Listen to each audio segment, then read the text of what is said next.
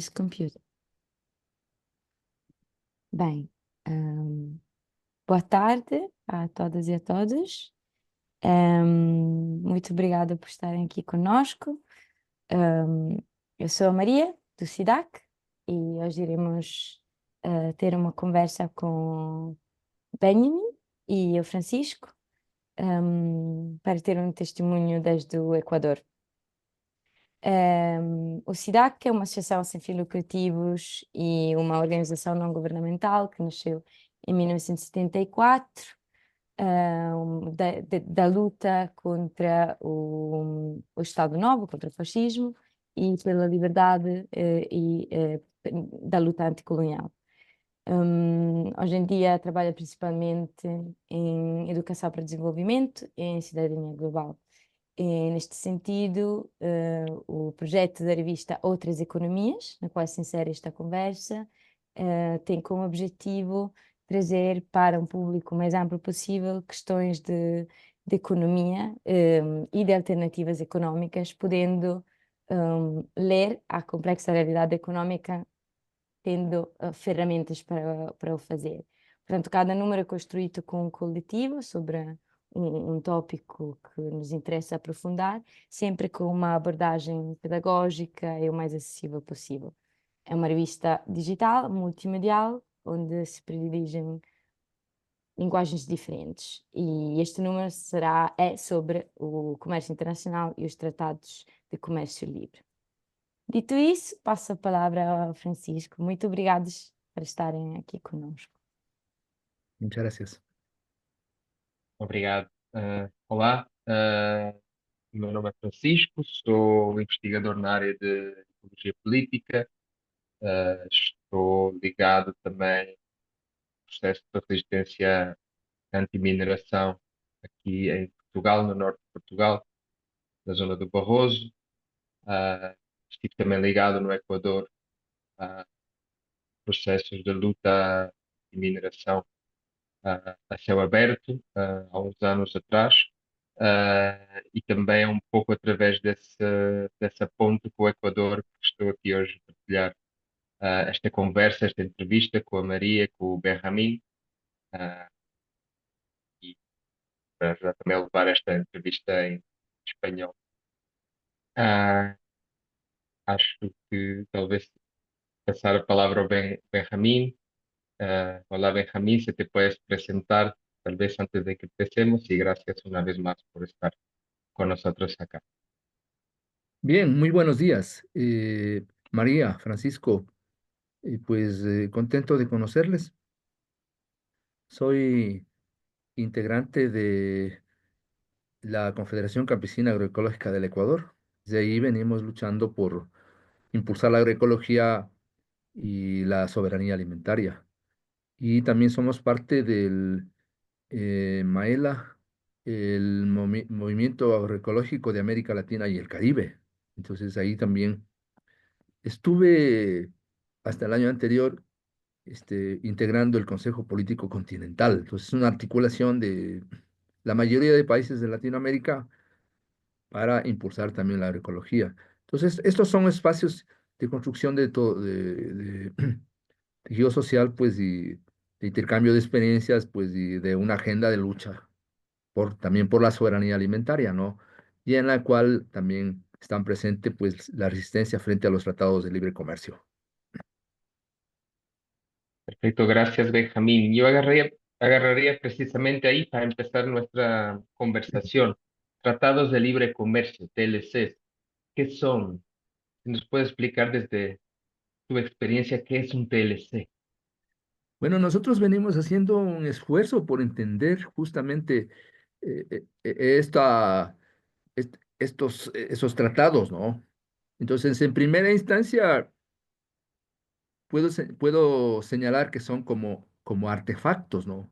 Son instrumentos para hacer negocios. Ese es lo primero que aparece, con una particularidad, ¿no? Que están forjados en el yunque de la política imperial para subyugar, despojar a los pueblos y saquear naturaleza. Entonces, los TLCs se caracterizan porque tienen una parte emergida, visible, propagandística, digamos, hacia el mundo de los negocios, hacia el crecimiento, a que van a traer beneficios para el conjunto del país, pero también hay una parte sumergida, oculta, ¿no? Que es difícil entenderla, que como instrumentos de también de desvío de poder, ¿no? Esa es una figura que la utilizaron en México, el Tribunal de los Pueblos, ¿no?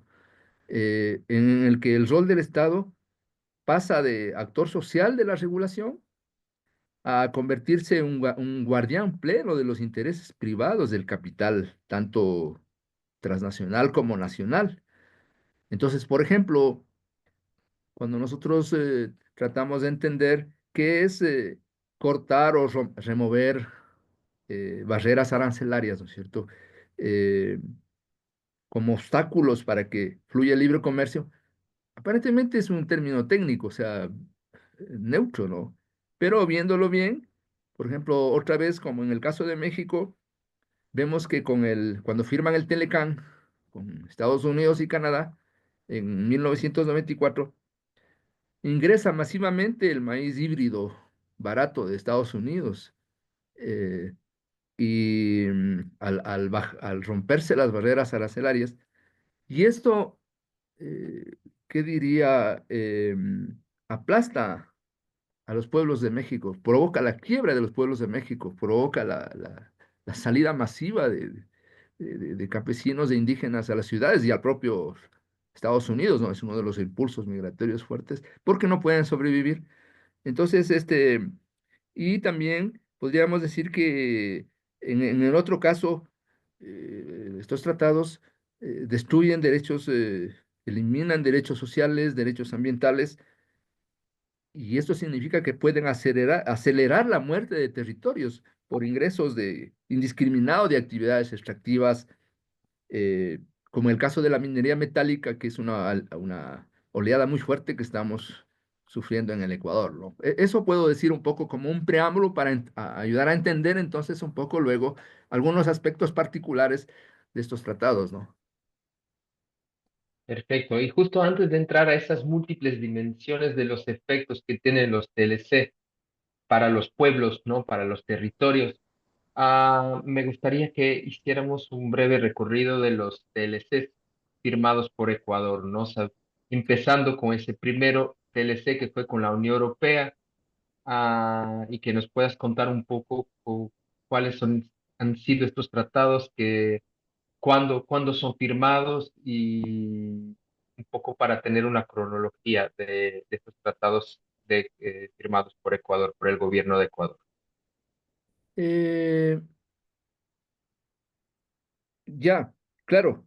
Bueno, el tratado con la Unión Europea es el primero que se firma acá y se firma en noviembre del 2016 y entra en vigencia el 1 de enero del 2017.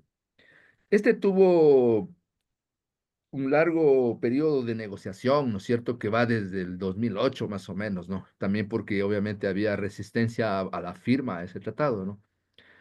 Luego con esta apertura, digamos, ya llevamos alrededor de 9 años, me parece que estamos en el noveno año del tratado. em, em, Se firma un tratado también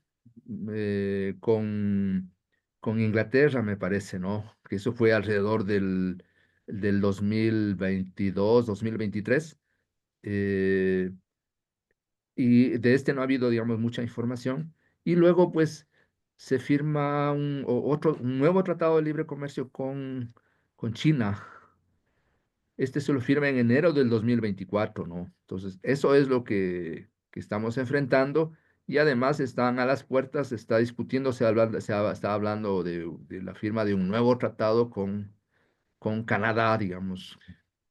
Está en negociación, ¿no? Más o menos ese es el trayecto que llevamos con los tratados de libre comercio.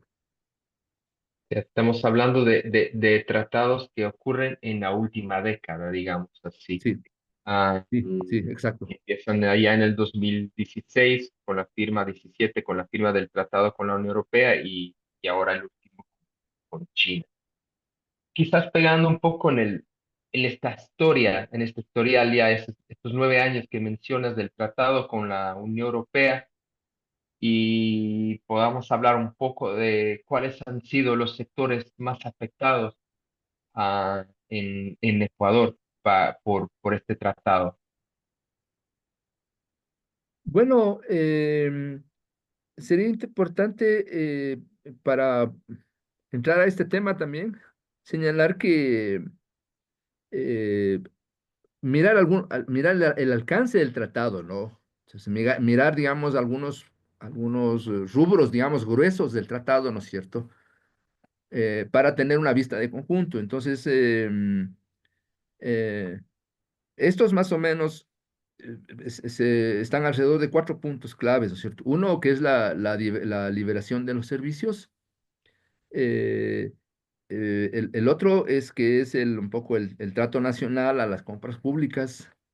Un tercero, que es un marco favorable para las inversiones. Este es un tema central, recurrente en todos los tratados de libre comercio, ¿no? Y un cuarto punto, por ejemplo, en este caso en particular tratado con la Unión Europea, es el de las reglas acerca de la propiedad intelectual, ¿no? Entonces, eso también es un tema fuerte, ¿no? Entonces, con eso podría señalar que, digamos, eh, en el Ecuador, ahí los sectores más afectados, podríamos señalar que el tratado eh, ha reforzado la matriz primaria exportadora tradicional y como contraparte, digamos, no ha, como la otra cara, ¿no es cierto? No ha contribuido a la diversificación productiva, es decir, más bien va reduciendo la producción productiva, ¿no? Entonces hay una cartilla que produjo el OCARU, ¿no? El Observatorio de Conflictos Rurales, justamente tratando de mirar, digamos, eh, qué efectos se está provocando. Entonces ahí se señala hay algunas tendencias que se están dando en el agro, ¿no? Entonces podemos ver que está creciendo, se está ampliando, digamos, el área de agroexportación, ¿cierto?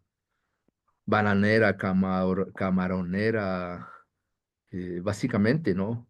De flores, de de pesca, de enlatados de pescado, ¿no?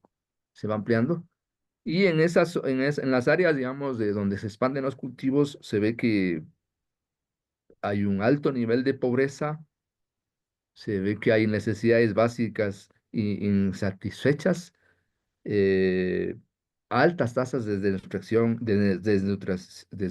infantil, y se va dando una transformación del uso del suelo.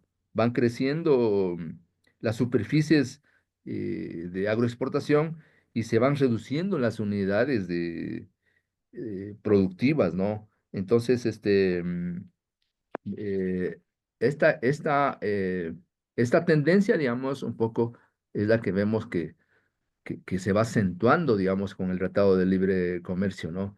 Entonces hay un desplazamiento de la producción de alimentos, eh, donde crece lo agroexportador, pero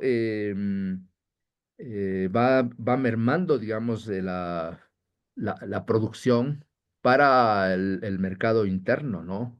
Y además que o sea, obviamente, empieza a ingresar también producción desde fuera, ¿no? En este caso, desde la Unión Europea, digamos, desde los lácteos, o sea, un rubro fuerte de negociación, digamos, es el rubro de lácteos. También hay algún rubro de verduras, ¿no? Entonces, todo esto, digamos, va provocando, eh, va afectando la soberanía alimentaria en el país, ¿no? Tal vez podríamos en la parte, en el punto más adelante donde se ha planteado que conversemos un poco más de los impactos en la agricultura, ¿no es cierto? Podríamos ver, digamos, más de cerca temas como estos temas como los de lácteos y también algunas normativas que se están generando, digamos, que van en contra de la agricultura campesina. Perfecto, gracias. Tú tocaste un tema, me parece sumamente importante para entender esta profundización, como tú mencionas, de esta matriz primaria exportadora del país. Tal vez te nos pudieras explicar un poco qué significa esto en el contexto ecuatoriano, esto de la matriz primario exportador que caracteriza la economía del país. Ah, ¿qué es esto, no? ¿Por qué es esto tan importante mencionar este aspecto, no? De la economía ecuatoriana. Esta es una característica importante, o sea, es una tendencia que se ve, digamos, en los tratados de libre comercio que cruzan Latinoamérica. O sea, que la profundización de la matriz primaria exportadora y el, en perjuicio de la soberanía alimentaria, o sea, del abastecimiento del mercado interno, ¿no es cierto? Y en perjuicio también inclusive de lo poco de industria que pueden haber desarrollado en los países, ¿no? O sea, por ejemplo, Chile, que tenía una industria más o menos que se iba desarrollando, se ve que hay datos, ¿no? De que con el Tratado de Libre Comercio eso ha ido quedando, digamos, eh, ¿qué diría? Va quedando atrás, ¿no? Entonces, en el caso de Ecuador, hay dos tendencias, digamos, de la economía, ¿no? Es una economía primaria exportadora de largo aliento, ¿cierto? Que se ha asentado en la agroexportación y en cultivos, digamos, centrales. Anteriormente el cacao, digamos, ahora el banano. Y obviamente en los últimos 50 años en la extracción de petróleo, ¿no? Entonces, actualmente el petróleo se está agotando, indudable. Nosotros estamos ya pasando a ser, estamos a punto de pasar a ser compradores de petróleo.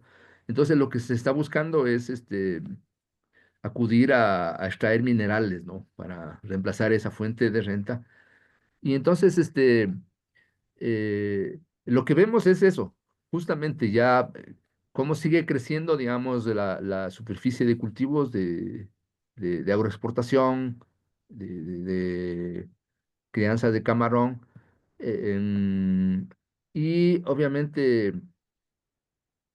se puede ver que hay una gran amenaza, digamos, a la pequeña industria, a las manufacturas del país, ¿no es cierto? La tendencia, digamos, es ir hacia allá, ¿no? Ya. Ah, tú tocas ahí justo el tema de la agroexportación y hablaste del banano, hablaste del camarón, ¿no? De las camaroneras. Quizás así te puedes, de forma muy sencilla, pese a que no es un tema para nada sencillo, explicar qué, qué significa eso para los territorios donde hay esta expansión del agro, sobre los territorios, la naturaleza y las personas que viven en esos territorios, ah, estas actividades, ¿no? De la exportación de banano y de camaroneras, por ejemplo, que son muy significativas en las exportaciones de Ecuador. Bueno, el banano en el Ecuador ha sido un producto, digamos, de exportación principal, ¿cierto? Durante las últimas décadas, ¿no? Creo que el Ecuador se considera, me parece que es el primer país el exportador de banano, ¿no? Entonces, este se desarrolla, digamos, en la cuenca del Guayas, ¿no? Entonces, eso implica básicamente concentración de tierra, concentración de aguas, ¿no? Eh, un uso elevado de agrotóxicos, ¿no? Y de materiales nocivos como plásticos y obviamente explotación de la mano de obra, ¿no? Entonces todo esto confluye, además que la expansión va provocando también concentración de tierras, ¿no? Entonces más o menos el rubro que le sigue, digamos, es el camarón, que el camarón tiene un crecimiento importante en el país y primeramente se hacía, digamos, sobre todo en zonas costeras al borde del mar, pero ahora el camarón se va expandiendo, se está expandiendo en la franja de la costa, una franja más hacia adentro, ¿no? Siguiendo el curso de los ríos, de algunos ríos, ¿no? Sobre todo, digamos, en el caso de la parte norte de Manabí. Y entonces, eso también va provocando igual lo mismo, concentración de tierras, destrucción de manglares, el bosque de manglar, digamos, está amenazado en el país, va mermando preocupantemente. Y, y eso va creando, digamos, una conflictividad de despojo de tierras a pueblos originarios, de proletarización de indígenas, de campesinados que se ven forzados a ser trabajadores de las empresas que se expanden, ¿no? Entonces, todo eso conlleva, digamos, eh, esta expansión, conlleva, digamos, indudablemente la destrucción de la naturaleza, para nosotros, digamos, la destrucción de la Pachamama, ¿no? Como fuente de vida. Entonces, y por eso nosotros decimos, la exportación en este caso de agroindustria, implica exportar naturaleza. Ahí también se van nuestros bosques, nuestras selvas, se van parte de nuestros ríos, ¿no? Todo eso, digamos, implica la expansión de la agroexportación. Perfecto. Mencionaste al inicio cuando dijiste que los TLCs van más allá de estos acuerdos arancelarios. También mencionaste el rubro. ¿Perdón? ¿Él? Acho que parou. Sí, se cortó la comunicación. Sim.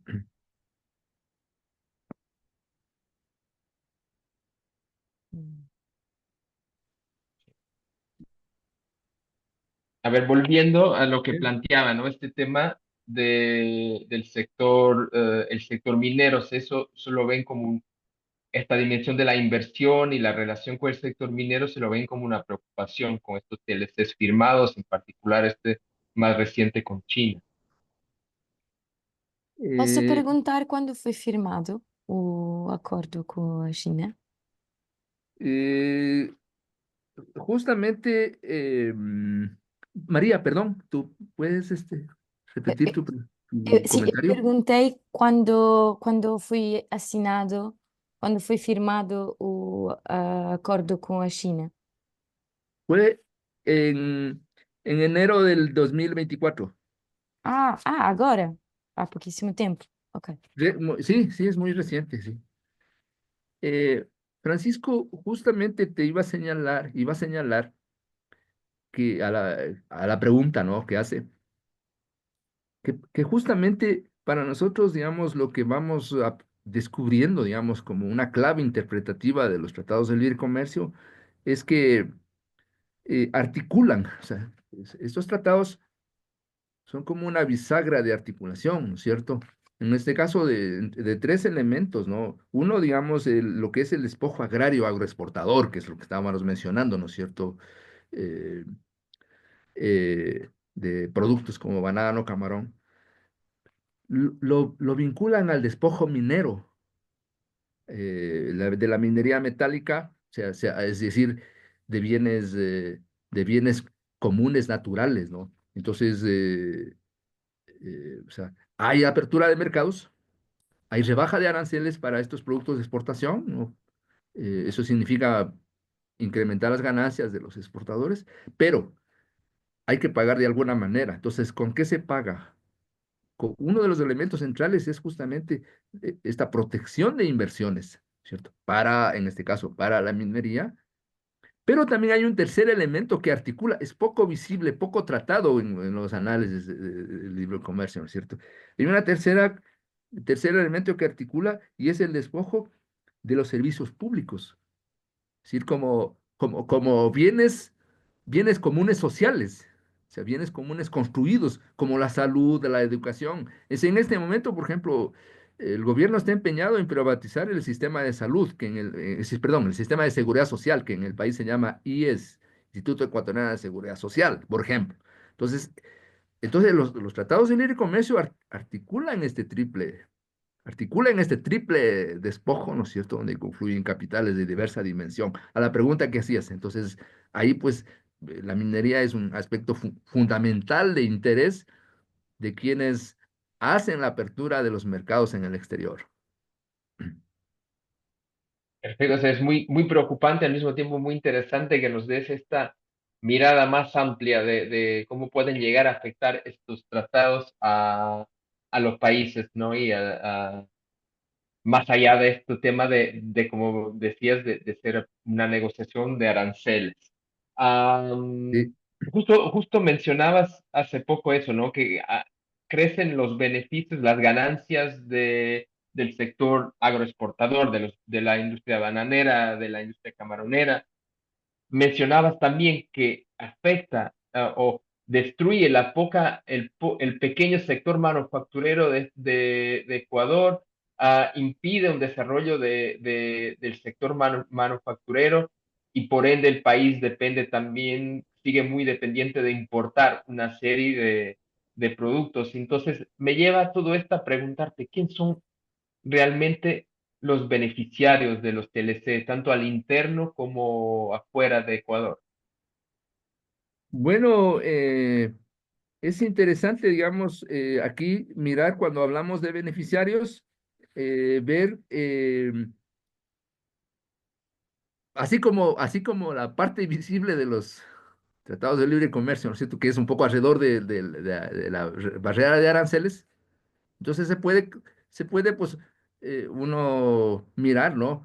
Que obviamente son los capitales nacionales, ¿no? Son los agroexportadores los interesados en la firma de esos tratados. Pero, por ejemplo, pues, se ve cuando uno recorre un poco las negociaciones en el país, también hay una presión desde fuera, en este caso desde la Unión Europea o en el caso desde China, ¿no es cierto?, para ir condicionando la producción, ¿no es cierto?, de ingreso, de entrada al país hacia la firma de los tratados de libre comercio. Entonces hay capitales también que están desde el otro lado.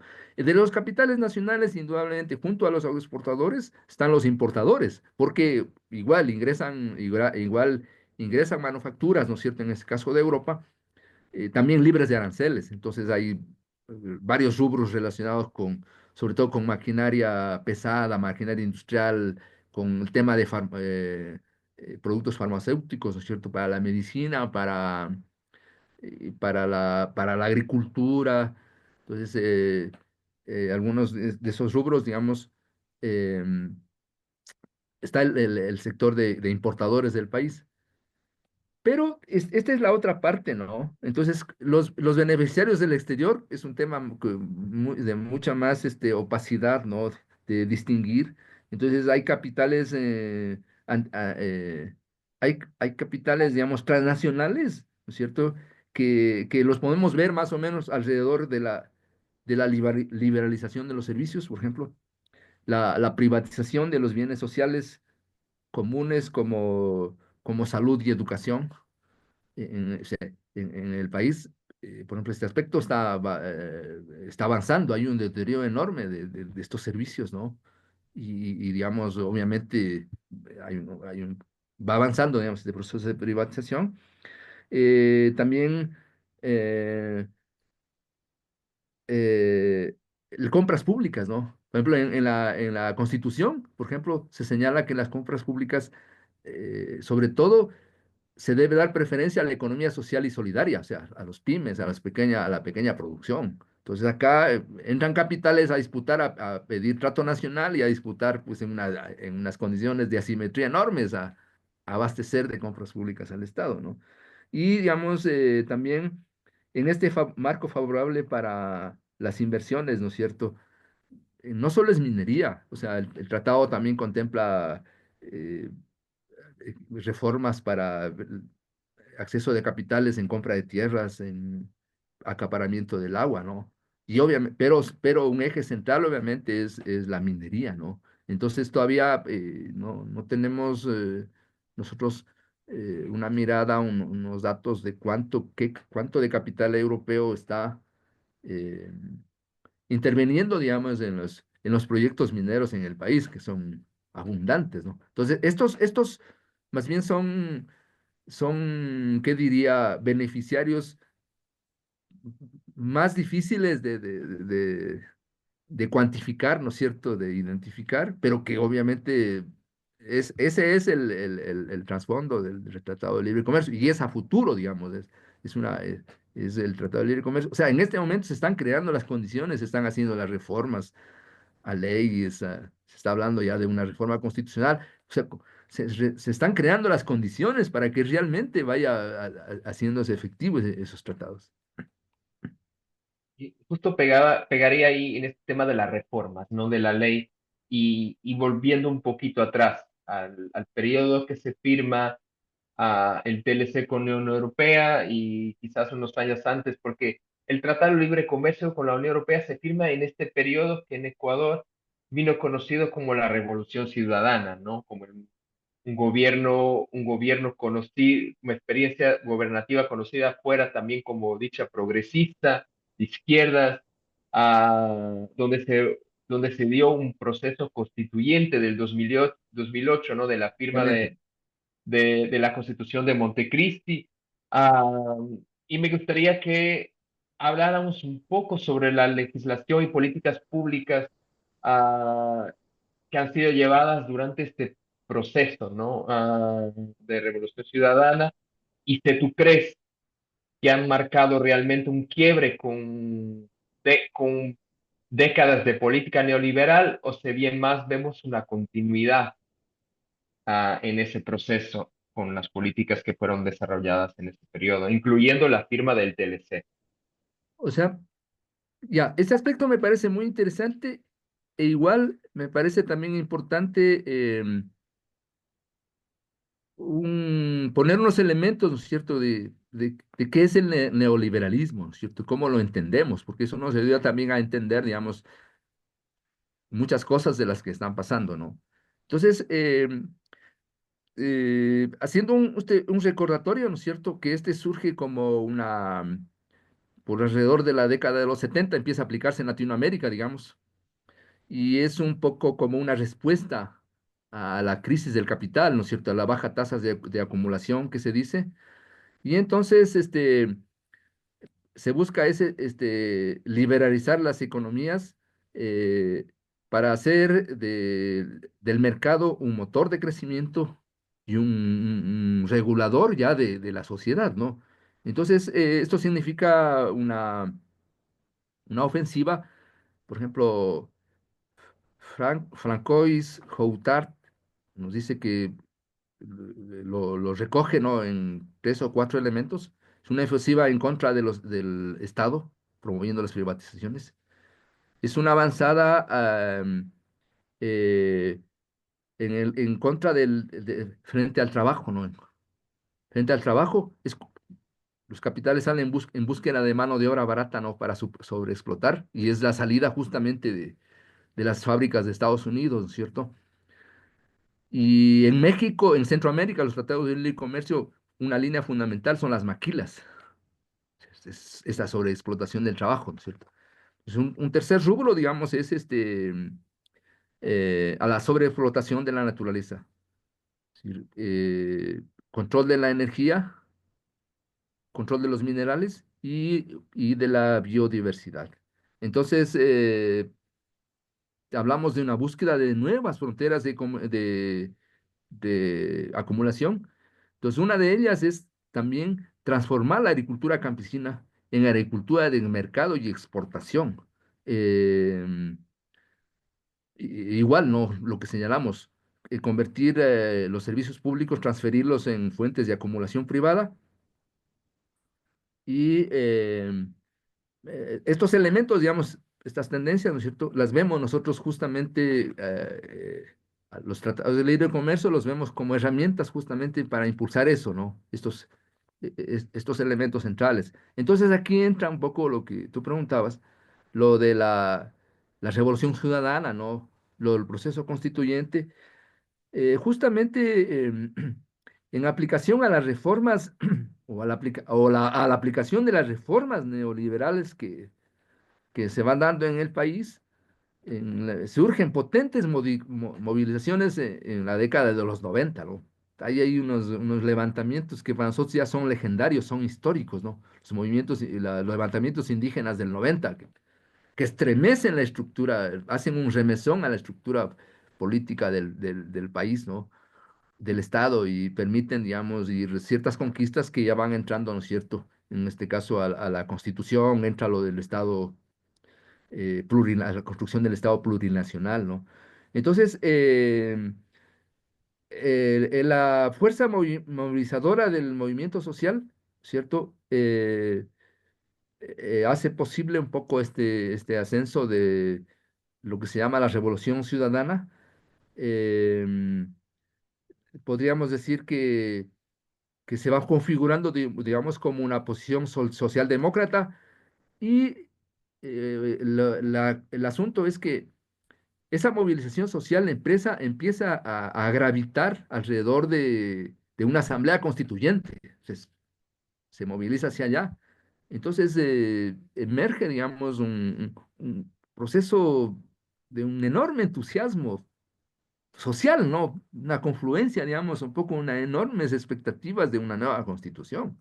Entonces eso hace posible, digamos, que ingresen en la constitución temas como o se amplíen más bien, porque ya estaban antes, ¿cierto? Se amplían los derechos colectivos, pero ingresan temas nuevos como la soberanía alimentaria, como los derechos de la naturaleza, se fortalece la economía social y solidaria. Entonces, y también algunos elementos soberanistas del país, ¿no? Como la prohibición a instalar bases extranjeras, inclusive, digamos, un poco hacia la misma firma de los tratados, de estos tratados de libre comercio, ¿no? Entonces hay provisiones expresas en la Constitución entonces, este avance, pero digamos, el movimiento social se desmoviliza en relación a la avanzada de la agenda neoliberal, ¿no es cierto? Le pone las expectativas en construir una agenda jurídica y un poco se va desmovilizando. Y luego, pues hay un periodo, digamos, ¿qué diría?, de retroceso. Pasada la constituyente, la aprobación de la Constitución, que fue en el 2008, ¿no es cierto? Empieza a haber un retroceso, se empiezan a formular algunas leyes para aplicar los aspectos nuevos de la Constitución. Por ejemplo, ahí es donde surge, por ejemplo, una ley de minería que es muy favorable a los intereses de las empresas mineras, ¿no? Entonces empiezan a darse unos retrocesos, ¿cierto? De esta posición que nosotros acá en el país se le está intentando caracterizar como una posición socialdemócrata, ¿no? Que genera expectativas, que incorpora algunos elementos keynesianos, ¿no? De gestión de la economía, pero que luego un poco, como digo, se va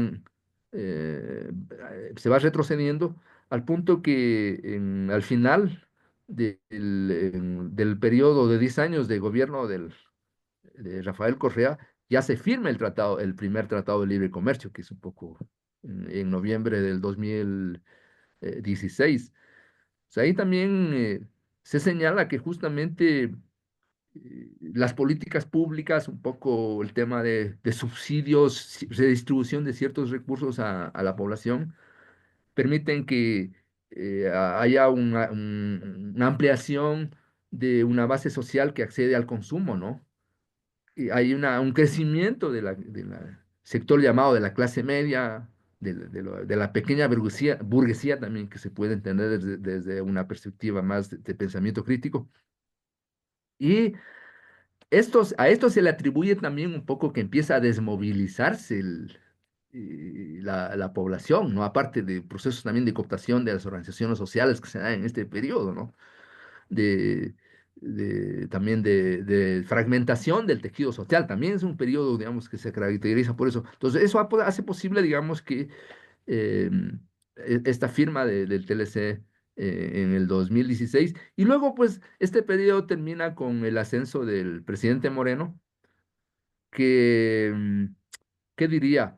Como que se desmarca, ¿no? De este proceso de la revolución ciudadana definitivamente y termina siendo un gobierno ya de derecha, ¿no? Nuevamente de retorno al neoliberalismo, ¿no? Al punto que en pleno encierro del COVID nos puso unas normas unas normas así totalmente contrarias al, desbarató parte del Código de Defensa de Derechos de los Trabajadores, ¿no? Provocando un despido masivo, por ejemplo, de trabajadores sin indemnizaciones, por poner ejemplos, ¿no? Entonces, este es el proceso más o menos que me he vivido en este trayecto. Ah, justo tú mencionabas, o sea, porque realmente tenemos con la Revolución Ciudadana una presencia, digamos, frente al periodo previo más fuerte del Estado en ciertos sectores de la economía, un Estado mucho más presente, al mismo tiempo que se formulan leyes, como tú mencionaste en el caso de la minería, que buscan atraer inversión extranjera. Yo te pregunto, ¿cómo ha sido vivida en términos de política pública la revolución ciudadana en el agro, en el sector del agro? Ahora un poco sobre todo desde la mirada de los campesinos, de la agricultura familiar, de la agricultura de las prácticas agroecológicas, ¿cómo miran este periodo? Igual, hubo una primera etapa de esta movilización, ¿no es cierto?, potente de los sectores sociales alrededor del proceso constitucional. eh, Se ponen algunos de estos elementos, como señalé, digamos, como la soberanía alimentaria en la Constitución, es muy importante. Eh, Se amplía, digamos, un poco surgen programas de apoyo, digamos, a los sectores populares, pero esto dura muy poco, porque enseguida igual la política agraria nuevamente retorna, digamos, apoyar, digamos, al agronegocio, que es un sector político muy fuerte en el país, ¿no? Entonces, y otra vez un poco a tratar de promover que el campesinado, digamos, un poco se vincule al mercado, ¿no? Entonces, tenemos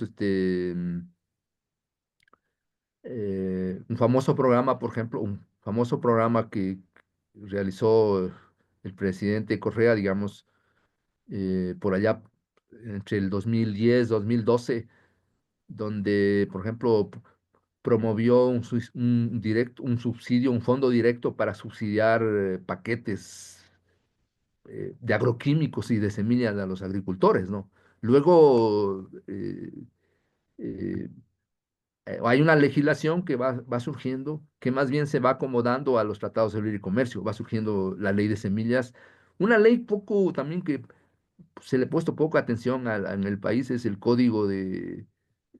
famoso código de gestión del conocimiento, ¿no? Que es un poco privatizar, un camino para privatizar los saberes ancestrales, ¿no? Y va surgiendo una ley de sanidad e inocuidad que va en esta línea, ¿no? Entonces es un proyecto de retorno y cada vez más, digamos, que se va centralizando en esta actividad donde la legislación se va orientando en esa tendencia, ¿no? Subordinar al campesinado a los agronegocios, estas cadenas, ¿no?, de valor y hacia la exportación, ¿no es cierto? Y volcar, digamos, subsidios en esa dirección. Esa es la tendencia que ahora se va siguiendo, ¿no? Y justo vemos ahí cómo la dirección de estas políticas públicas y lo que son los pilares que marcan estos TLCs confluyen, ¿no? En sus intenciones, ah, aún mismo antes de la firma del primer tratado en Ecuador, ¿no? Ya se gestaba una serie de políticas públicas y de leyes que iban hacia esas mismas intenciones, ¿no? Que están después plasmadas en ese tratado. Por eso, Francisco, por eso al comienzo mencionaba, ¿no es cierto? Que un aprendizaje, digamos, que tenemos de los tratados de libre comercio es justamente convertir el rol del Estado, ¿no?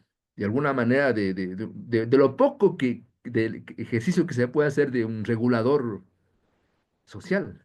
Porque en el país, sí, en la década del 70 sí era un Estado, por ejemplo, que buscaba regular, por ejemplo, precios, habría, digamos, un poco algunas opciones de comercio, ¿no es cierto?, en favor del campesinado, ¿no? Tenía, digamos, había una política, digamos, de algunas políticas de protección del campesinado, ¿sí? Entonces, ese rol, digamos, mínimo de regulación se va trastornando, digamos, hacia un rol de al servicio simplemente de guardián, digamos, de los intereses de los capitales, ¿no? Y obviamente los tratados de libre comercio un poco empujan hacia allá o sea, la fuerza de presión que adquieren al abrir a las rebajas arancelarias y el acceso de sus productos a los mercados, les da una fuerte presión para ese, para avanzar en esa conversión, ¿no?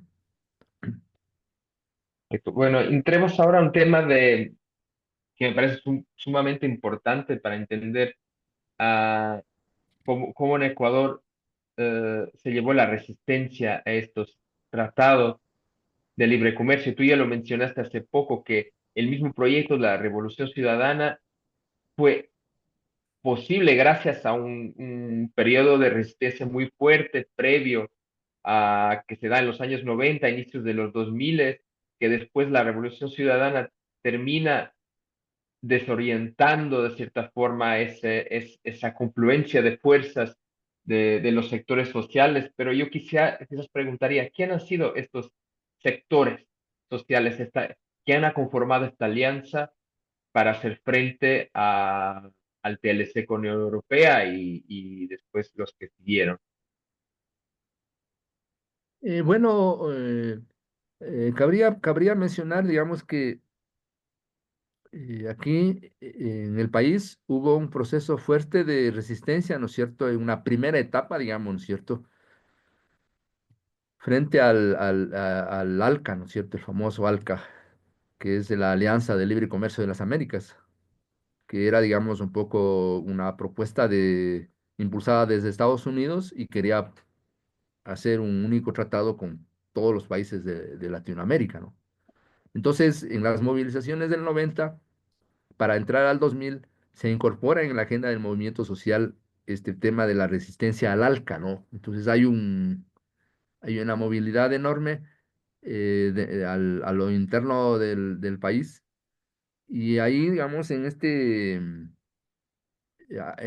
proceso, digamos, una de las características que encontramos es que hay una confluencia muy amplia de sectores. Porque justamente la información que se hace de los tratados de libre comercio es también de la amplitud que lo mencionamos, ¿no es cierto?, en unos puntos anteriores. Entonces moviliza a sectores de todos los estratos sociales, ¿no?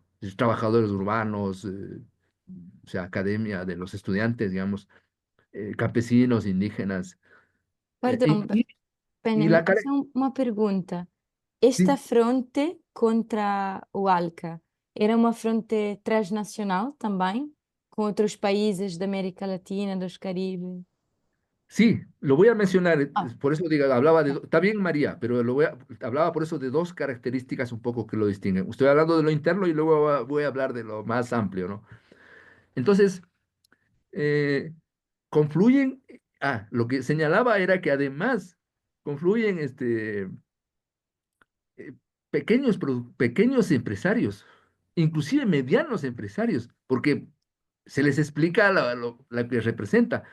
Ustedes conocen, bueno, conocemos, ¿no? Que los TDCs inclusive afectan a sectores de medianos de empresariado que no avanzan a sobrevivir en esa competencia feroz que se establece, ¿no? Entonces, allí, toda esa confluencia hizo que, eh, ya, ese es un elemento distintivo, ¿no es cierto?, de lucha, de movilización, que va del 2000 hasta el 2004. Pero también se da en medio digamos, de una efervescencia, una oleada movilizadora a lo largo de Latinoamérica, ¿no? O sea, de Centroamérica, de Sudamérica, donde se generan, por ejemplo, materiales educativos, sí, mucha información de lo que representa un tratado de libre comercio de esta naturaleza, y entonces también, pues, al conocerse, la gente también reacciona, ¿no? Entonces hay movilizaciones más o menos, no sé, en gran parte de los países, ¿no?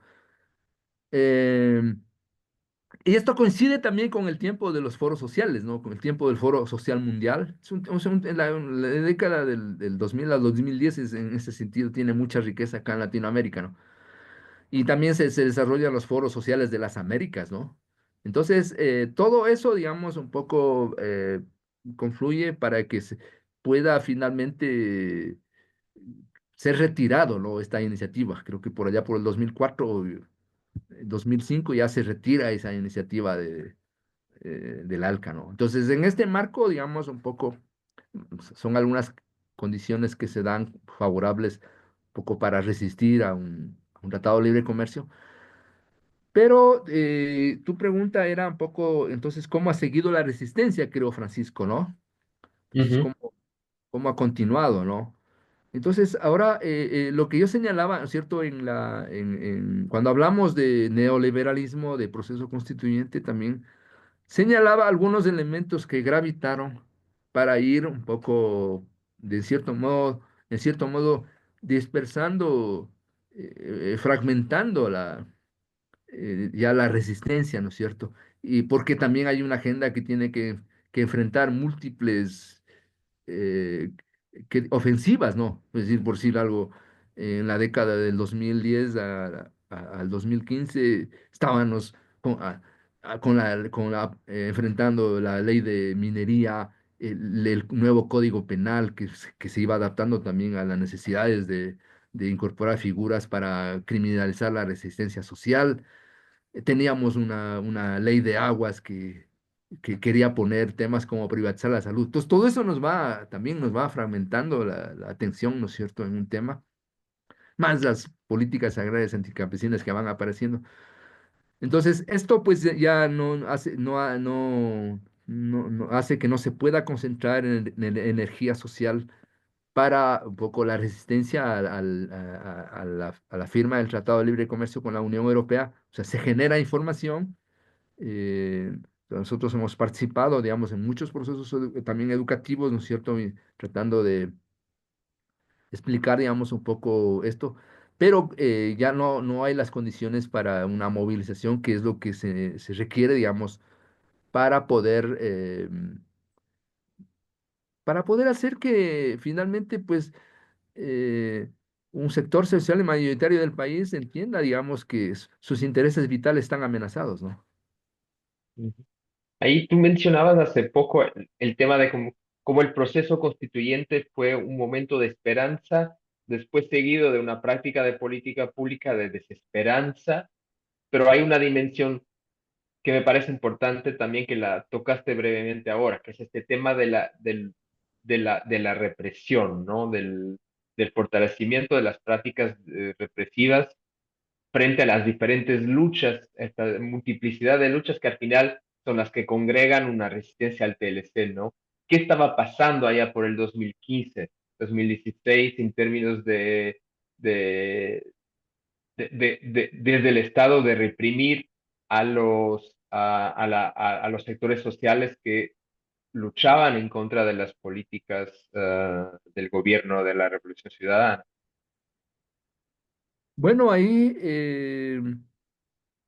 justamente para nosotros es importante entender, ¿no es cierto?, que cómo, digamos, el movimiento social decía, empieza como a estar atado al proceso constituyente, ¿no es cierto? Y entonces eso decía que provoca una suerte de desmovilización hacia la agenda neoliberal en su conjunto. Entonces, de hecho, digamos, un poco, hay poca movilización en ese tiempo, digamos, una de las movilizaciones importantes que se dio fue en la de 2012, ¿no? Con la Marcha del Agua, donde marchamos desde Tundaime, donde se estaba aprobando el primer proyecto minero, que será, digamos, a unos 800 kilómetros de la capital, ¿no? Se hizo una marcha de 12 días hasta llegar a Quito, ¿no es cierto? Pero es una de las pocas movilizaciones importantes que eh, luego, y luego, pues, recién en el 2015 nuevamente reacciona el movimiento social y se convoca, digamos, a una gran marcha nacional, hay un paro nacional liderado por la CONAIE, y allí ya se ejerce una represión muy fuerte de parte Perdón, de, déjame solo aclarar, la CONAI sí, es la Confederación de Nacionalidades Indígenas del Ecuador, ¿no? Sería como exacto, el órgano de gobierno de las nacionalidades indígenas en Ecuador. exacto, es el que aglutina a las nacionalidades indígenas del Ecuador, bien por la aclaración. Entonces, desde allí ya se da una gran movilización y también, digamos, un poco como que hay una reacción también del gobierno de Rafael Correa, digamos, muy dura contra esa movilización, ¿no es cierto? De hecho, se detuvieron a 29 dirigentes de Saraguro, ¿no? Se los encarceló, digamos, por un tiempo, ¿no? Entonces, bueno, van cambiando ya va cambiando se va configurando un nuevo escenario de lucha, ¿no es cierto? Pero, como señalo, con, con varias ofensivas, ¿no es cierto? Entonces, un poco, y con esta dispersión del movimiento social, ¿no es cierto? Que es un reto hacia futuro, pues volver a reconstruir, digamos, al movimiento social. Después en el 2000, ya volviendo, o sea, después de ese periodo de la Revolución Ciudadana, donde hay mayor presencia del Estado como rector de una economía capitalista, volvemos a la dinámica del mercado, ¿no? En Ecuador, de nuevamente desregulamentación, de menor presencia del Estado, aparte de su rol de represor, ¿no? Y tenemos los paros nacionales del 19 y después del 22, ¿no? ¿Cómo estuvo el tema del TLC plasmado, de los TLC plasmados en esos paros? Bueno, em, los paros, digamos, un poco fue motivados por eh, temas económicos, ¿no? Pero el del 2019, ¿no? Pero Ujú. por afectación a la economía, a las economías populares, ¿no? Pero, pero en el 2022 un tema interesante, nuevo si se quiere, es que se logra que el tema de la minería entre a la agenda nacional. Se convierte, digamos, en un tema que es discutido a nivel nacional. De hecho, hay un proceso, digamos, de que convoca, digamos, el gobierno, ¿no es cierto? Como una forma de resolver el paro del 2022, convoca, digamos, un poco a escuchar a los sectores populares, a recibir planteamientos, ¿no es cierto? Y buscar una mediación para atender algunas cosas. Y allí, digamos, un poco, un tema que centra la atención es el tema de la minería, ¿cierto?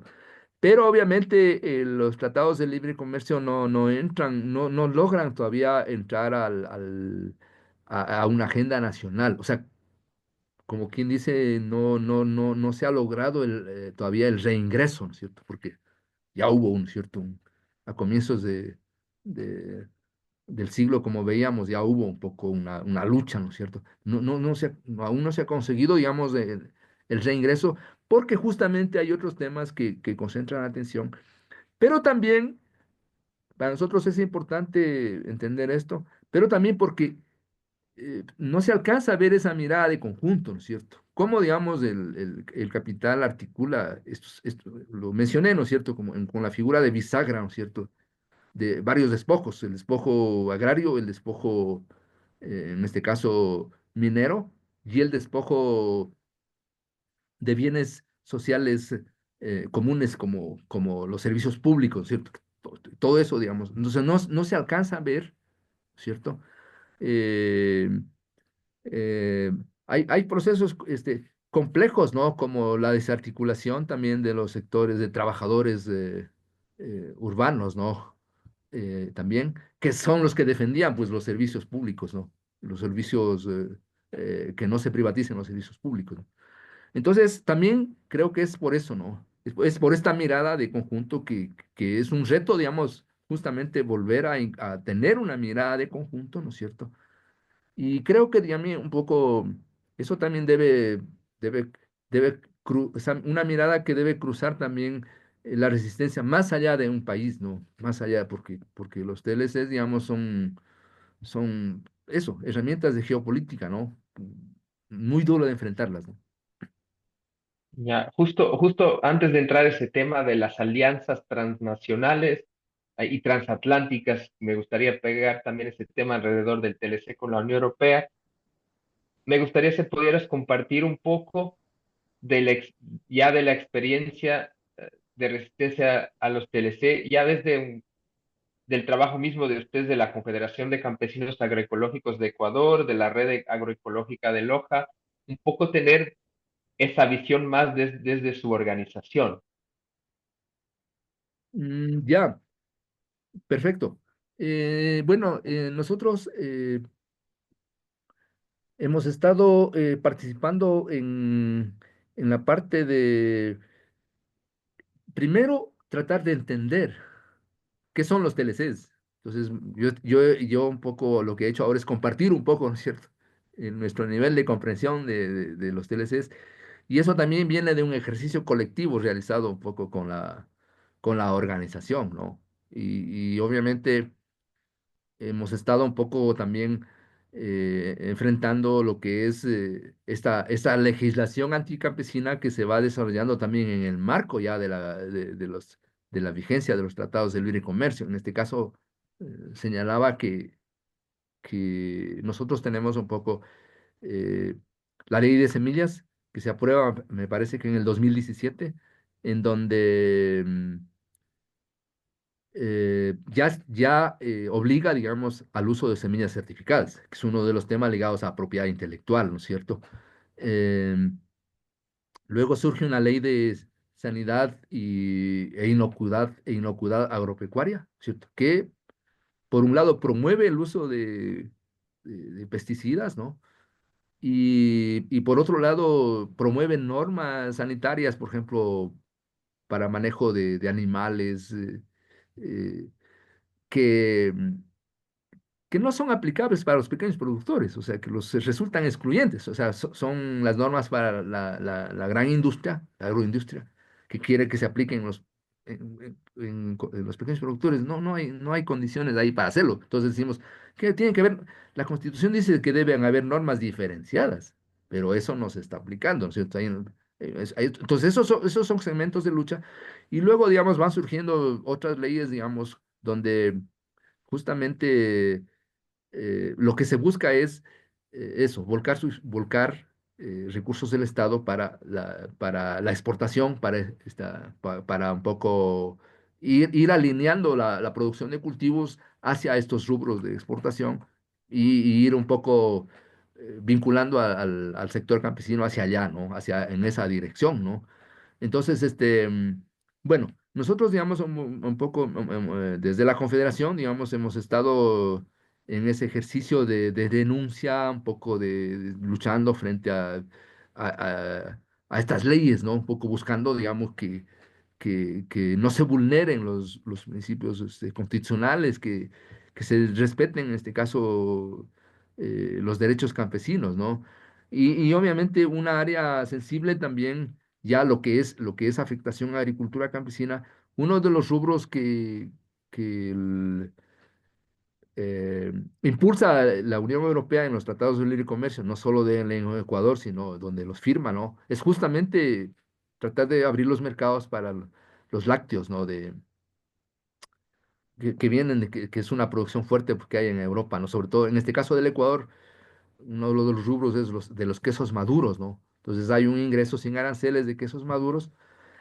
En este momento, el volumen que ingresa en el principio no es muy elevado, ¿no? Estamos hablando de unas 1.000 toneladas de quesos con un crecimiento de un 5% durante 17 años, por decir algo. Entonces, aparentemente, en relación a lo que se produce en el país de lácteos, no es mayor, entonces no se ven, digamos, todavía, digamos, impactos, ¿no? Pero el problema es que luego de esos 17 años, hay una liberalización total del mercado. Entonces, ahí o sea, es donde, digamos, un poco se pueden ver impactos así ya realmente eh, que podrían ser muy graves para la agricultura campesina. Y así mismo hay algunos rubros de, de hortalizas, de frutas, ¿no? Que también están ingresando de a poco, pero que podrían ir creciendo, ¿no? Entonces, bueno, ese es un poco el rol nuestro como organización y es una organización también un poco que obviamente impulsa la agroecología, ¿no? Impulsa los mercados locales, ¿no es cierto? En unos escenarios, digamos, o sea, difíciles, pero un poco se va generando solidaridad y se va, digamos, se sigue avanzando con esas experiencias. Ya, tal vez una cuestión, porque yo sí conozco un poco esa realidad, pero sería interesante compartir aquí un poco sobre cuál es la importancia, qué importancia tiene en el caso de Ecuador esta agricultura campesina y familiar en la soberanía alimentaria, en la alimentación, en proveer este mercado interno de Ecuador y alimentar al país. Eh, se, Hay datos que señalan que todavía en el Ecuador alrededor del 40% de la población se dedica a hacer agricultura. Un segundo dato es que la agricultura es uno de los rubros de la economía importantes que generan fuentes de trabajo para la población. Eh, Sin embargo, digamos, esta agricultura está constantemente, digamos, sometida, digamos, a una presión por, por cambiarse, digamos, a una agricultura de mercado. Entonces, por decir algo, en el Ecuador, el maíz ha sido un producto base de la alimentación. O sea, digamos, históricamente es un producto ancestral, o sea, uno de los más importantes alimentos en la sierra, ¿no? Eso, en gran parte de la sierra, ¿no? Entonces, el maíz y en zonas de subtrópicos, subtrópicos. Entonces, actualmente, digamos, por ejemplo, poco a poco, digamos, van desapareciendo las variedades nativas y están siendo reemplazadas por variedades híbridas. O sea, ahí hablo de una tendencia creciente hacia el mercado. Y obviamente que consumen insumos, que consumen pesticidas, consumen semillas certificadas y que, que, que, que requieren, que son importados, ¿no? Que requieren salida de divisas, ¿no? También. Entonces, eso es otro de los elementos también de los tratados de libre comercio, es que justamente eh, se empieza a reducir la producción para el mercado interno y el Estado tiene que emplear recursos para comprar en el exterior alimentos, insumos, y eso va creando un desbalance y a la larga va creando crisis muy fuertes para los estados, ¿no? Entonces, todo eso, digamos, un poco conlleva, digamos, por eso levantar nuevamente una política de soberanía alimentaria que es vital. Y que en este momento, además, Francisco, eh, si lo vemos bien, en este momento de agotamiento de la energía fósil, ¿no es cierto? Del petróleo, del gas que estamos, digamos, ya, ustedes en Europa creo lo están sintiendo ya muchísimo. Para nosotros, o sea, vincularnos a una agricultura a base del petróleo es un suicidio, o sea, ¿sí? Entonces, digamos, pero ese es uno de los retos, tratar de entender. Y obviamente volver a impulsar una agricultura soberanista basada en nuestras semillas, basado en nuestra agrobiodiversidad, basado en circuitos cortos. Eso es lo que se promueve desde la agroecología, ¿cierto? Perfecto. Bueno, volvamos ahora al tema de la resistencia y así como señalaste que hay todas estas afectaciones de los TLC a varios sectores populares de varios sectores populares de Ecuador. Estos TLC también sobre los en, en Europa, ¿no? Y entonces un poco cuestionarte sobre la importancia de formar alianzas transatlánticas, ¿no? Del lado de Ecuador, del lado de la Unión Europea, para para hacer frente a estos tratados y a los efectos que, como tú dices, cuando venga la liberalización total, van a ser mucho más visibles y mucho más preocupantes. Eh, Me parece muy importante esta parte, ¿no? Eh, eh, Creo que en un espacio de reflexión que tuvimos en el 2024 con organizaciones, más o menos señalábamos esto, ¿no? Que hace falta entender que el extractivismo rentista es como la médula de la economía y de la sociedad ecuatoriana y creo que latinoamericana. Eh, Desde esos orígenes coloniales y un poco como que está incrustado en el imaginario nacional que el libre comercio es el único camino para ir al desarrollo, ¿cierto? Entonces, eh, y el tema es, ¿más mercado externo o más mercado interno? Entonces, los TLCs van para allá. Entonces, nosotros consideramos que hay que recentrarnos a más mercado interno, asimilar la lección del COVID, en la que nos encerramos. Y creo que eso es válido, Francisco, no solo para nosotros, sino también para ustedes, ¿no? En la que nosotros nos encerramos, ustedes como continente, ¿no? Nosotros nos encerraron en el COVID. Afortunadamente, no se cortaron las cadenas de suministro eh, transnacionales, ¿no es cierto? Pero eso nos permitió sentir que la vitalidad del día a día era tener que dar de comer a los hijos. ¿Qué doy de comer a mis hijos mañana, ¿no es cierto? Y activó cadenas de suministros en nuestro medio, una valorización momentánea del campo y del agua también. O sea, lo más vital es el agua y el alimento. Todo el resto podíamos prescindir, pero esto no puedes, o sea, de esto no puedes. Entonces yo creo que ese es un tema. Entonces, para nosotros, digamos, un poco, consideramos que definitivamente tenemos que pensar en superar, digamos, un poco un capitalismo neoliberal que no tenga como eje de inserción sumisa en el mercado mundial, o sea, sino eh, pensar en un mundo pues no capitalista y antiimperialista y otras formas de integración, ¿cierto? Formas de integración, digamos, desde los pueblos, desde la base de los pueblos hacia arriba, ¿no es cierto? Que nos pudiéramos ir integrando, digamos, y complementando, ¿no es cierto? Entonces, por eso nosotros levantamos como un planteamiento, como una perspectiva estratégica desde los sectores populares, el tema del mercado interno, ¿cierto? El tema de volver del valor del valor de uso, ¿no es cierto?, de la mercancía manufacturada al valor natural, ¿cierto? Al valor de uso, o sea, a la subsistencia, ¿no es cierto? Entonces consideramos que esa es una dirección en la que hay que seguir. Y obviamente me parece que es no sé, una gran toma de conciencia, digamos, del momento que estamos viendo. O sea, un tema que no se lo discute, el año pasado lo intentamos ya poner a discusión. Estuvimos en unos eventos, ¿no? De la COP de biodiversidad en Cali.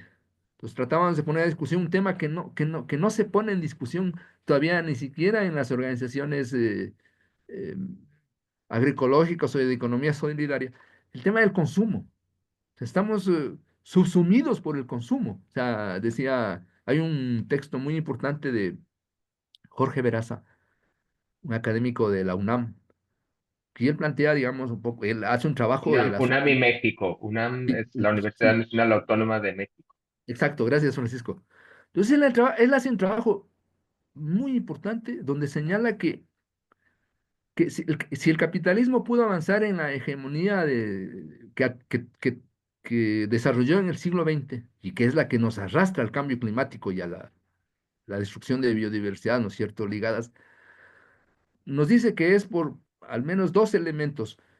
El uno, porque subsume el consumo al capital. Él habla de la sustitución real del consumo al capital. O sea, dice el capitalismo del siglo XX no solo produce mercancías, sino también produce consumo, ¿sí?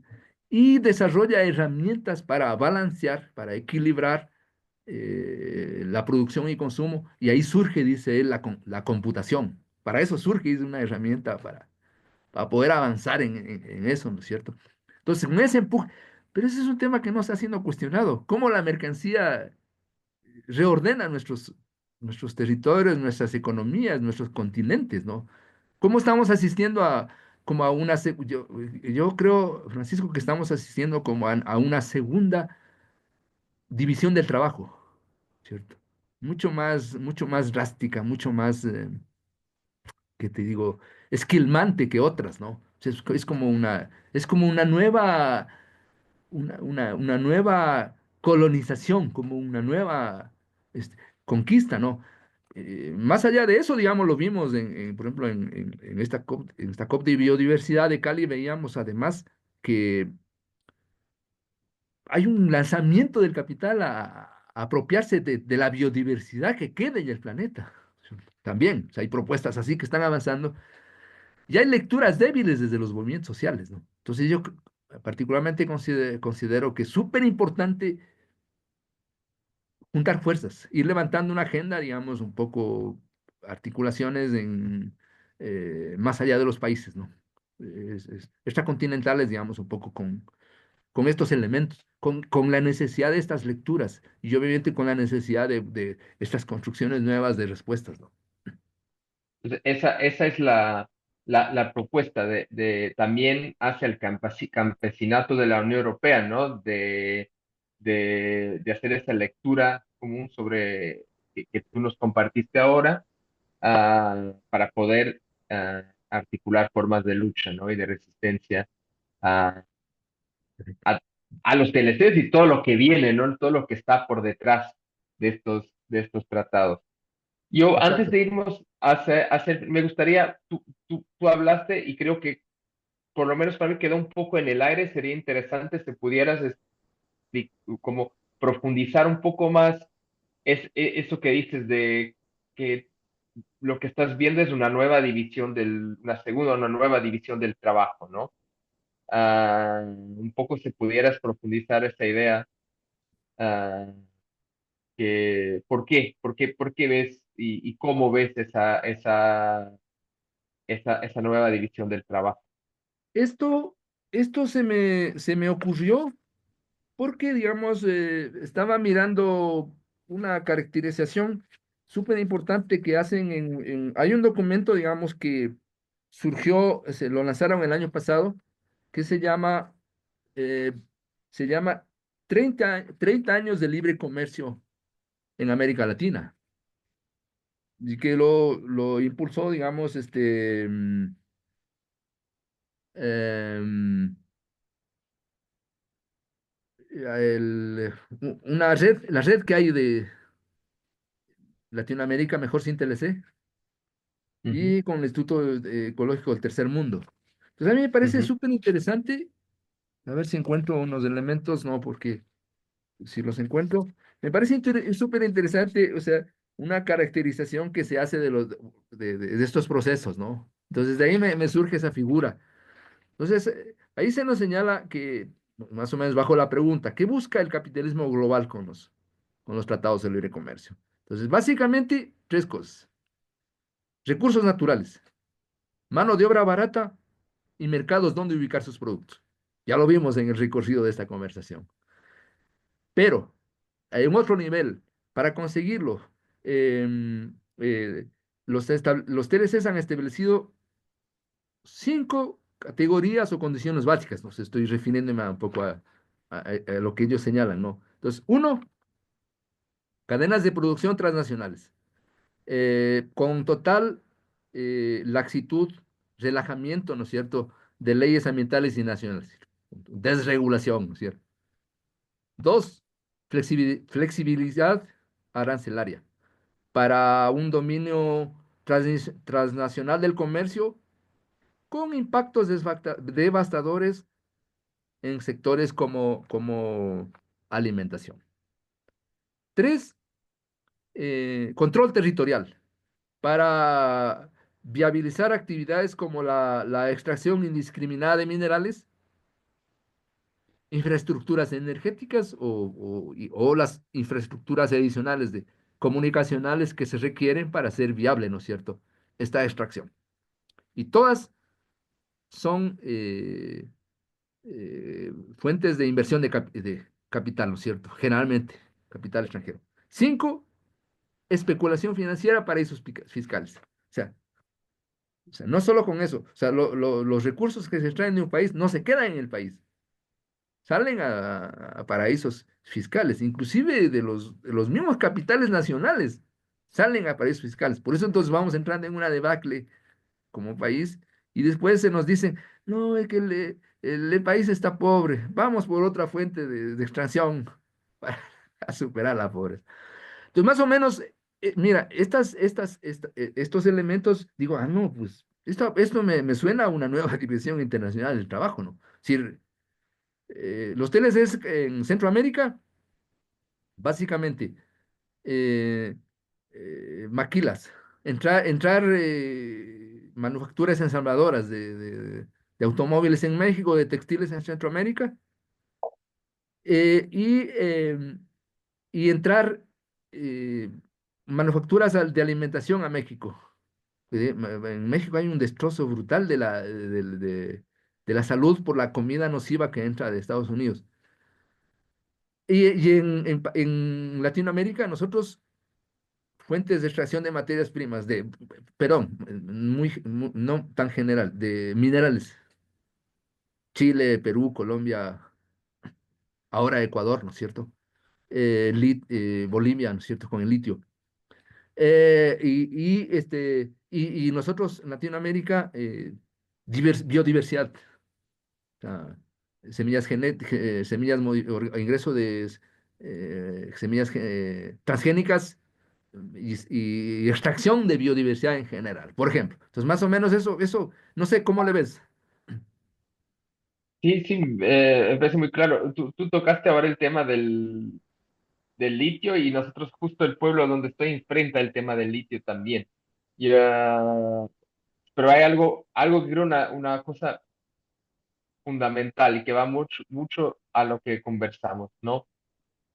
Hay una preocupación muy fuerte en el contexto portugués al legitimar estos proyectos de extracción a cielo abierto, a tratar de conectarlos con otro tipo de actividad en la cadena de valor, ¿no? De una refinería, etcétera, como forma de otorgar fuerza o legitimidad pública o una legitimidad más amplia, un apoyo más amplio a este tipo de proyectos, reconociendo sus impactos.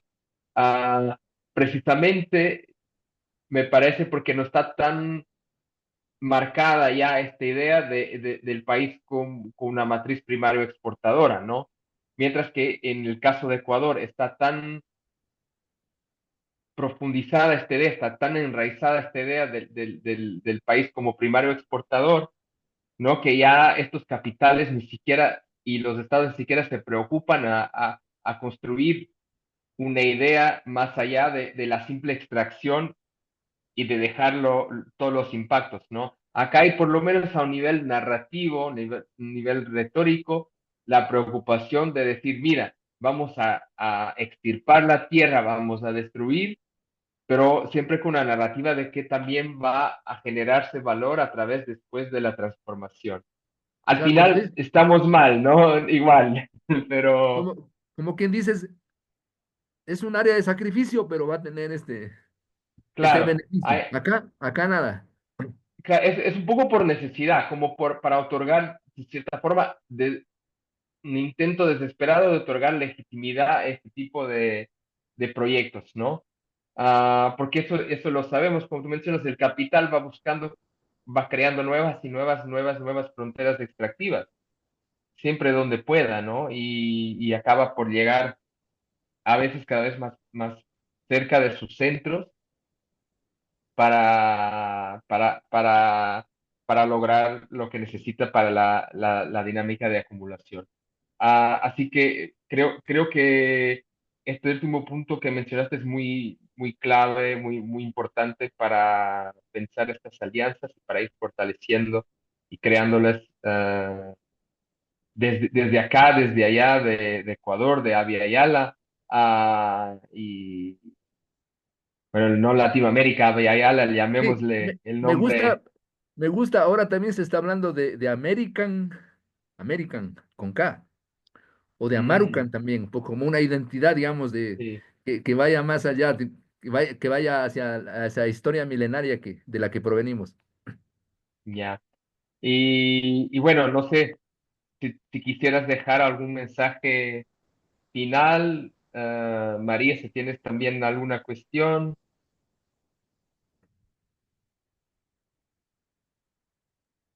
Não, eu ouvi-vos com muito interesse e não tenho nenhuma coisa para perguntar. Gostei muito de ouvir-vos. Ya, muy bien, María. Solamente creo que es oportuno además con lo último que conversamos, María y Francisco, un poco como esta nueva división internacional del trabajo y una nueva avalancha tecnologista, ¿no? Tal vez compartir una reflexión que hicimos también en el marco de la participación en la COP16, ¿no? De la COP de biodiversidad, ¿no? La cumbre de biodiversidad, ¿no es cierto? En Cali, que fue el año pasado.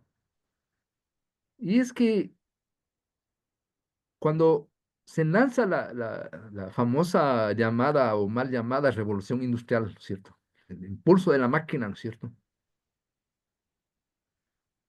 Hay una advertencia que se hace, creo, un escritor en Estados Unidos, advierte, digamos, un poco de que de esta intención de convertir un paraíso en la tierra, ¿no? Ya no hay el paraíso en el cielo, sino vamos a construir un paraíso en la tierra con la tecnología.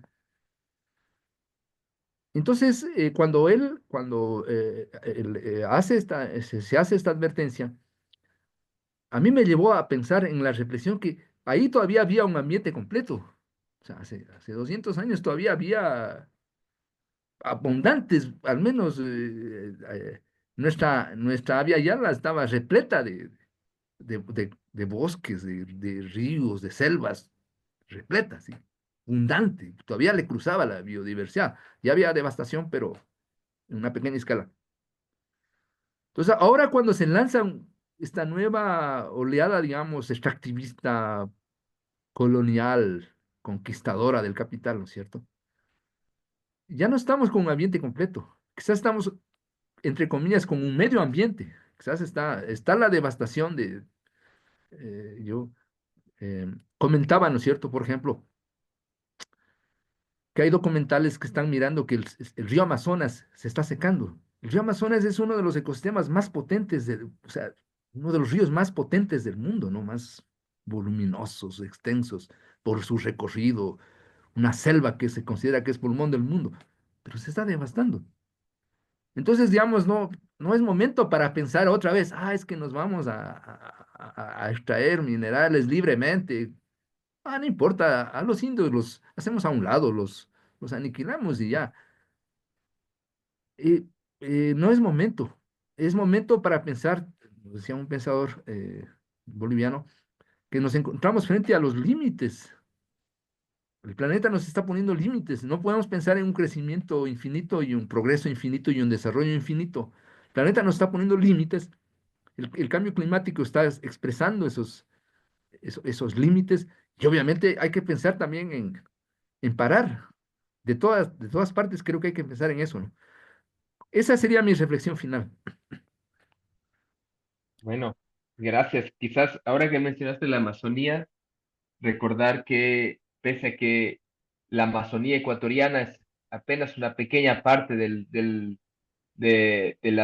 bosque amazónico, es el origen de gran parte de los ríos, ¿no? La cordillera andina y la cordillera andina ecuatoriana tiene un aporte fundamental al río Amazonas, ¿no? Entonces es una zona de la cordillera oriental de los Andes, es digamos, un hotspot, como se dice, de biodiversidad fundamental. y es también el escenario, lamentablemente, de muchos de estos proyectos extractivos, ah, incluso hidroeléctricas, ¿no? Que tienen un impacto tremendo sobre algunos de los ríos Y, principales que y forman el no, Amazonas. puntual, Francisco, se me quedó de mencionar que con con los tratados de libre comercio, los monocultivos están empezando a expandirse en la Amazonía, no más. Ujú. Sí, Y es todavía esa selva que mencionabas, la Amazonía ecuatoriana, pese a todos los impactos, sobre todo también, bueno, con los monocultivos, con el petróleo, con la minería, empieza una devastación tremenda, pero sigue siendo una de las zonas de la Amazonía más conservadas, ah, sí. que tenemos, ¿no? Como población humana que preservar, ¿no? Es una tarea de todas personas, no apenas de quien está en este territorio. Gracias, Así es. gracias Benjamín. Muitas graças. E eu queria só, se calhar, adicionar que foi muito interessante ouvir-vos, ouvir-te em particular, Benjamin, porque acho que, pelo menos na geografia onde nós nos encontramos, aqui em Portugal, na Europa, acho que nos faz muita falta também para construirmos alianças ultraoceânicas, globais, mundiais, e para organizarmos, nos faz muita falta podermos ter, podermos ter uma complexidade mais completa do que as coisas são. Por exemplo, nos casos dos tratados, não é? Um, seria interessante, e estávamos a falar num outro momento,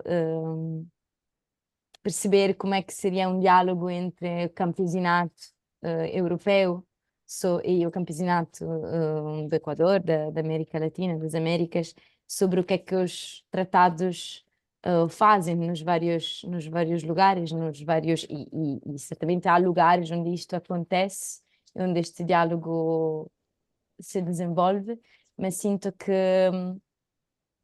estamos a lidar com limites globais da Terra e impactos globais de decisões, na verdade, de muitas poucas pessoas, de muitas poucas instituições, eh, e conseguimos perceber os impactos, mas não conseguimos sempre perceber a complexidade do funcionamento e das leituras também, que é muito rica e muito mais amplas e várias e, e complexa do que às vezes num single sítio conseguimos ter. Se calhar fui um pouco confusa, desculpem.